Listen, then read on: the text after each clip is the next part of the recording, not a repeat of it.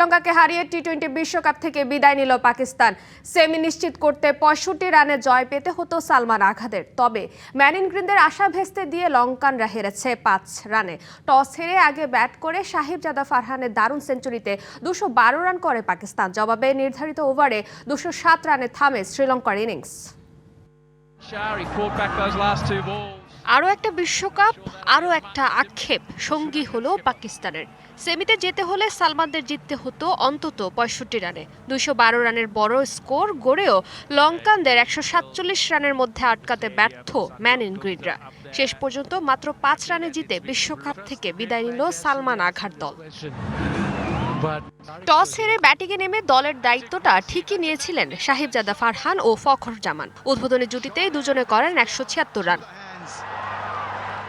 পুরো টুর্নামেন্টেই দারুণ ফর্মে থাকা ফারহান দলের বিপদেও দেখিয়েছেন কিভাবে দায়িত্ব নিতে হয়। ফখর ৮৪-তে আউট হলে থেমে থাকেননি ফারহান। লঙ্কান বোলারদের তুলোধনুক করে তুলে নিয়েছেন টুর্নামেন্টের দ্বিতীয় সেঞ্চুরি। বিরাট কোহলিকে সরিয়ে বিশ্বকাপের এক আসরে সর্বোচ্চ রানের সিংহাসনে বসেছেন এই পাক ব্যাটার।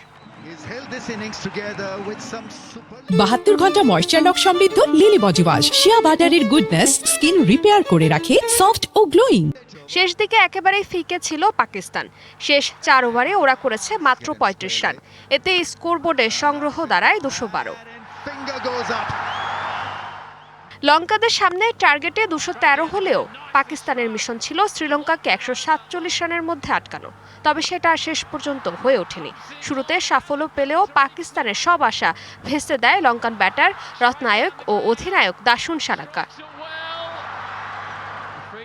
রত্নায়ক ৫৮ রানে ফিরলেও নিশ্চিত হারের ম্যাচে দলকে একবারে জয়ের কাছাকাছি নিয়ে যান দাসুন সানাকা। শেষ ওভারে ২৮ রান প্রয়োজন হলে শাহিন আফ্রিদিকে তুলোধুলো ২২ রান নেন এই ব্যাটার। ৩১ বলে ৭৬ রানের ইনিংস খেলে অপরাজিত থাকেন লঙ্কান ক্যাপ্টেন। ৫ রানে জিতেও বিশ্বকাপ থেকে বিদায় নেয় পাকিস্তান। ফারজানা জাহান প্রিয়া, ডিবিসি নিউজ ডেস্ক।